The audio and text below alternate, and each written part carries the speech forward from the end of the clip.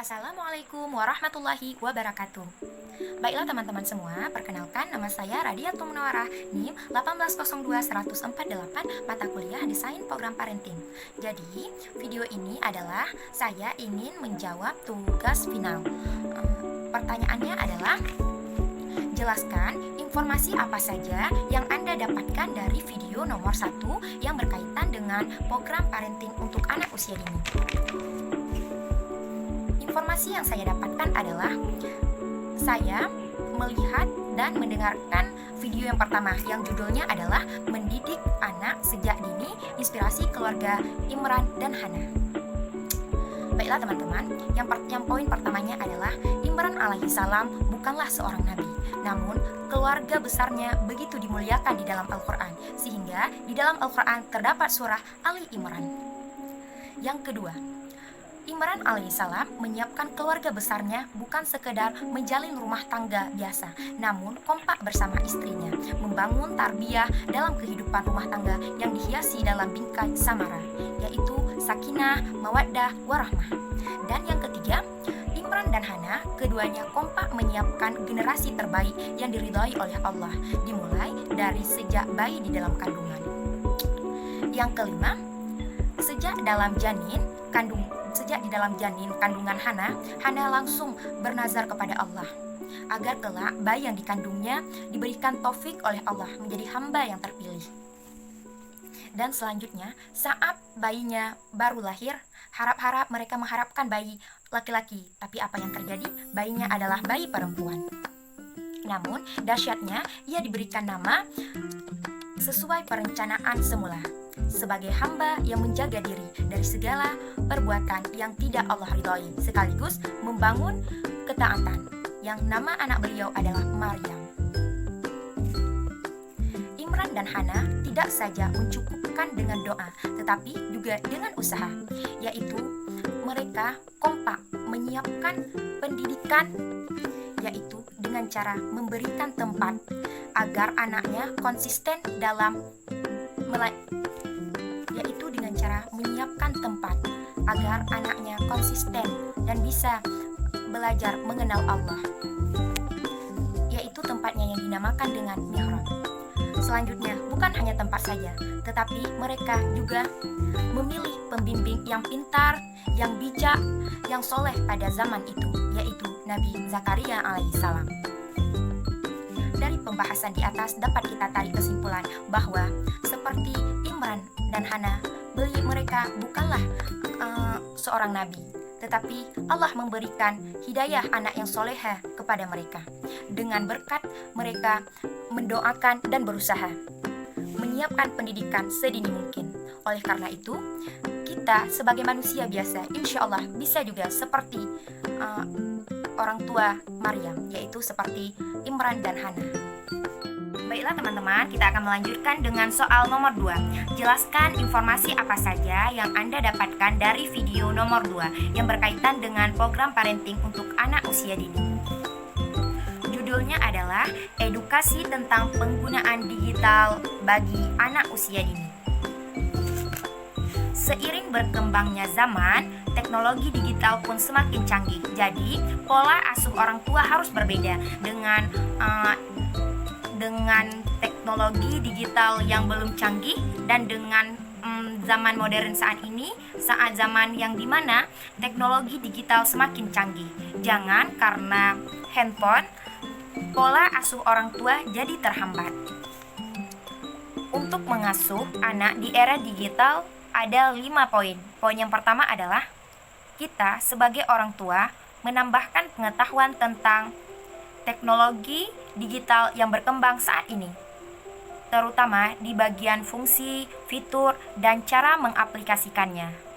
Yang kedua, pahami resiko teknologi digital yang berkembang pada saat ini bagi kesehatan dan keselamatan anak. Orang tua harus mengajarkan kepada anak tentang resiko dan bahaya di dunia maya, contohnya seperti penculikan, penipuan, bullying, dan stres, dan sebagainya. Yang ketiga, memonitor penggunaan teknologi informasi digital baik terkait dengan aplikasi ataupun konten. Pastikan aplikasi yang dimainkan oleh anak itu bermanfaat, dan kita juga harus sering melihat riwayat yang ditonton anak agar tidak memuat konten-konten negatif seperti kekerasan. Selanjutnya, kita sebagai orang tua juga menyemangati membuat kesepakatan bersama anak tentang waktu dan saat yang tepat untuk menggunakan teknologi digital ini, agar anak bisa disiplin kapan dia bermain dan kapan ia belajar, serta menjaga tetap aktif di dunia nyata agar anak tidak terbiasa bermain gadget saja, tetapi anak juga bermain di luar rumah bersama teman-teman agar perkembangan sosialnya juga ikut berkembang dan motoriknya juga ikut berkembang. Dan yang kelima, orang tua menyiapkan permainan yang menarik di luar agar anak tidak kecanduan dengan gadget saja, agar anak suka dengan ingin bermain di luar karena permainannya menarik. Teknologi digital bagi anak disesuaikan dengan usia. Contohnya seperti anak saat bayi 0 sampai 3 tahun sebaiknya jangan dipaparkan dengan gadget, tetapi diperkenalkan dengan permainan yang melatih motoriknya dan kognitifnya. Gunakan teknologi digital saat seperlunya saja, contohnya seperti melihat tontonan di YouTube tentang bilangan dan huruf-huruf. Kita sebagai orang tua jangan pernah memikirkan atau melakukan bahwa gadget adalah sumber agar anak tidak rewel. Baiklah teman-teman, untuk soal nomor 3, yaitu jelaskan informasi apa saja yang Anda dapatkan dari video nomor 3 yang berkaitan dengan program parenting untuk anak usia dini. Jawabannya adalah, informasi yang saya dapatkan dari video nomor 3 ini adalah tentang hypnoparenting. Hypnoparenting adalah pemanfaatan hipnosis untuk mendidik anak.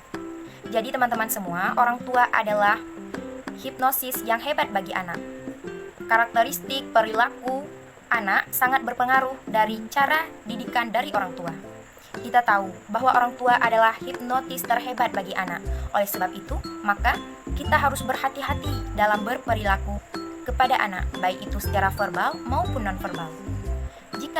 Jika ada anak yang bermasalah, percayalah, 90% masalah itu datang dari orang tuanya, dari didikan orang tua. Banyak orang tua yang mengharapkan anaknya baik, memiliki perilaku yang positif, tetapi tanpa disadari, ada perilaku orang tua yang justru membuat masalah besar bagi kehidupan anaknya.